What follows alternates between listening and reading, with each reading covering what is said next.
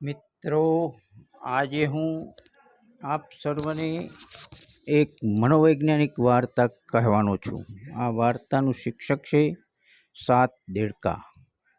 એક જંગલની અંદર સરસ મજાનું નાનકડું તળાવ આવેલું હતું અને તે તળાવથી લગભગ 2 થી 3 કિલોમીટર દૂર એક ટેકરી આવેલી હતી.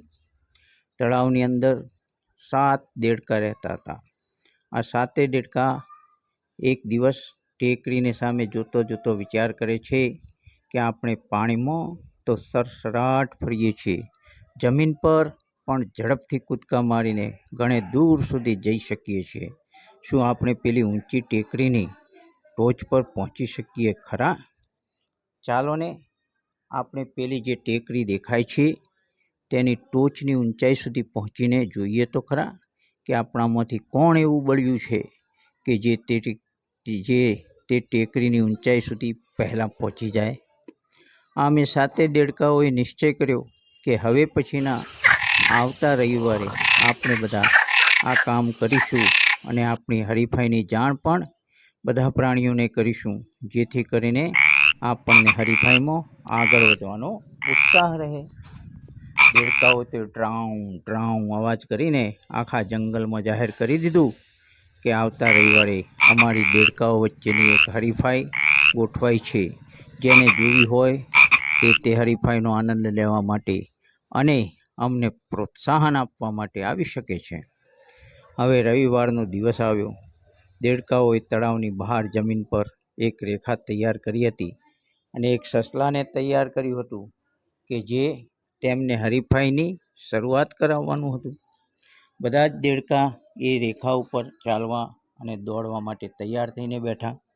દેડકાઓની આ હરીફાઈ જોવા માટે નાના નાના અસંખ્ય પ્રાણીઓ અને કેટલાક તેમના કરતાં મોટા મધ્યમ કદના પશુ પક્ષીઓ આવેલા હતા. હવે દેડકાઓની હરીફાઈની શરૂઆત કરવા માટેનો સિગ્નલ આપતો સસલાભાઈએ કહ્યું, રેડી, સ્ટેડી એન્ડ ગો. અને આ સાથે જ દેડકાઓએ ટેકરી તરફ આગળ વધવા માટેનો પ્રયત્ન શરૂ કરી દીધો. દેડકા જુવાન અને એકદમ તંદુરસ્ત હતા, એટલે ધીમે ધીમે તેમણે 1 કિલોમીટરનું અંતર તો આસાનીથી કાપી નાખ્યું. પરંતુ તેમનો તમાશો જોતા જોતા પાછળ આવતા જે પ્રાણીઓ હતા તેમણે હવે પોતાના મનમાં જેવી વાતો હતી એવી વાતો ઊંચા અવાજે બોલવાનું શરૂ કરી દીધું. અરે આ દેડકાઓની તાકાત તો માત્ર પાણીમાં તરવાની હોય. જમીન ઉપર તેઓ બહુ હાલી ચાલી શકે નહીં કે દોડી શકે નહીં. જંગલની કોટાળી જમીન ઉપર ચાલવું એ કંઈ દેડકાઓનું કામ છે? અને દેડકાઓને આવી હરીફાઈ કરવાની શું જરૂર હતી? અલ્યા, તમે તમારા તળાવમાં તરવાની હરીફાઈ રાખો. જમીન ઉપર તમારું કામ નહીં. તમારે શા માટે ટેકરી ઉપર જવું છે અને તમારી શક્તિનું માપ કાઢવું છે? તમારી તાકાત પાણીમાં હોય, જમીન પર તો તમે થાકી જશો. આ રીતે બધા જ પ્રાણીઓએ દેડકાઓને હસી મજાકની વાતો કરીને ના હિંમત કરવાની શરૂઆત કરી દીધી. જેવા તે ટેકરીને નજીક દેડકાઓ આવતા ગયા તેમ તેમ વસ્તુ એ બનતી ગઈ કે તેમની હરીફાઈને જોવા માટે આવેલા પ્રાણીઓ એ તેમને હિંમત આપવાને બદલે તેમને ના હિંમત કરીને નિરુત્સાહ કરવાનું કામ શરૂ કરી દીધું અને તેમની ટીકાઓ તેમને સંભળાવવા લાગી. જોને, 2 પગ ટૂંકા અને 2 પગ લાંબા ધરાવતું દેડકું ટેકરી ઉપર ચડવા જાય છે. સાલાને કંઈ શરમ નથી આવતી? આની તાકાત કેટલી છે? ચાલી ચાલીને તો થાકી જવાનું છે, પછી આરામ કરવા માટે બેસી જવાનું છે. એ કંઈ વધારે ચાલી શકશે નહીં. અને આ પ્રમાણે આજુબાજુથી સંભળાતા અવાજો સાંભળતા 2 થી 3 દેડકા તો ટેકરી સુધી પહોંચતા થાકીને લોટપોટ થઈ ગયા અને તેમણે હરીફાઈમાં પોતાની હાર સ્વીકારી લીધી. આગળ વધવાનું બંધ કરી દીધું અને થાક ખાવા માટે બેસી ગયા. હવે બાકી રહેલા 4 દેડકાઓએ ચાલવાનું શરૂ કર્યું. ટેકરી નીચેના ઉબડખાબડ રસ્તા ઉપર આવીને જેવા તેઓએ ચાલવાનું શરૂ કર્યું એવા જ બીજા પ્રાણીઓએ તેમને કહ્યું, અરે, અત્યાર સુધી તો સપાટ જમીન હતી એટલે તમે ચાલી શક્યા. હવે તે ઢાળવાળી ઊંચી જમીન છે, તેમાં તમારું ચડવાનું ગજવું નહીં. ઊંચે ચડવા માટે તો ખૂબ જ શક્તિ જોઈએ. માટે હજુ પણ તમે માની જાઓ અને આ હરીફાઈને પડતી મૂકીને ઘર ભેગા થઈ જાઓ. તમારામાંથી કોઈ પણ ટેકરીના છેડે એટલે કે ટેકરીની ટોચ ઉપર પહોંચી જાય તેવું અમને તો કોઈને દેખાતું જ નથી. હવે ટેકરીની ઉપર ચડતો ચડતો પાછા 2 દેડકા ના હિંમત થઈને હારી થાકીને પાછા વળી ગયા. વળી પાછું 2 દેડકાઓએ ટેકરી ઉપર ચાલવાનું ચાલુ રાખ્યું. હવે તેમની આસપાસ ઉડતા કેટલાક પક્ષીઓએ અને કેટલાક તેમની સાથે જતા નાના પ્રાણીઓએ કહ્યું, અલ્યા હજુ પાછા વળો, થાકી જશો, થાકીને લોટપોટ થઈ જશો. તમારી 7 પેઢીમાં કોઈએ આવ્યો તમાશો કર્યો છે?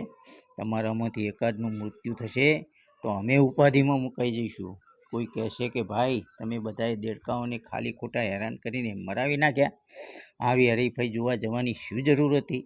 મિત્રો, ધીમે ધીમે આજુબાજુ થતી ટીકાઓ અને આજુબાજુથી આવતા અપમાનજનક શબ્દો અને તેમને નાહિંમત કરતી વાતોથી જે 2 દેડકા હતા એમાંનો એક દેડકો પાછો વળી ગયો. તેણે પણ ટેકરી ઉપર પોણા ભાગનો રસ્તો કાપ્યો. પછી ધીમે ધીમે નીચે ઉતરવા માંડ્યો. ભાઈ, હું ઉપર ચડી શકું તેમ નથી.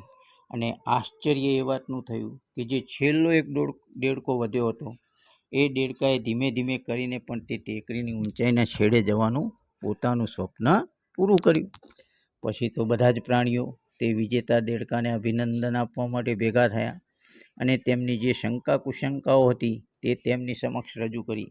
તેમણે કહ્યું કે ભાઈ, બીજા બધા દેડકા તો ટેકરી ઉપર ચડતો ચડતો અટકી ગયા, પણ તું ભારે હિંમતવાળો કે છેક ટેકરીની ટોચ ઉપર પહોંચ્યો.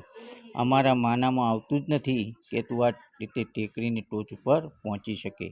માટે અમે તારા ઉપર ફિક્સિંગનું આણ મૂકીએ છીએ કે તે કોઈક એવો પદાર્થ ખાધો છે જેના કારણે તારી હિંમત ટકી રહે અને તું ટેકરી ઉપર ચડી ગયો. અમારે તારી ડૉક્ટરી તપાસ કરાવવી છે. અને ખરેખર તે લોકોને વિજેતા દેડકાની ડૉક્ટરી તપાસ કરાવી તો એક સત્ય બહાર આવ્યું કે તે દેડકો બહેરો હતો.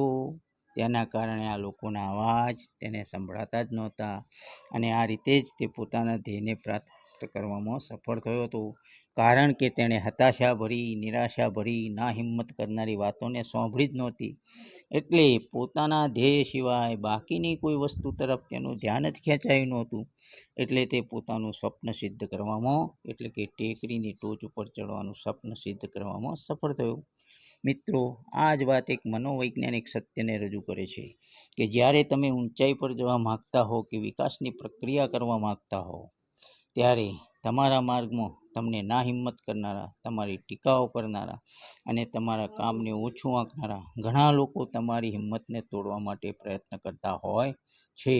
પરંતુ જો તમે આ બહેરા દેડકાની જેમ તેમની વાતોને તમારા કાન ઉપર ધરો નહીં અને તમારા મસ્તિષ્ક ઉપર તેમની નકારાત્મક વાતોની અસર થવા દો નહીં, તો તમે તમારા ધ્યેયની અંદર ચોક્કસ સફળ થશો. અસ્તુ. J K Suthar. Thanks very much for listening, my dear friends.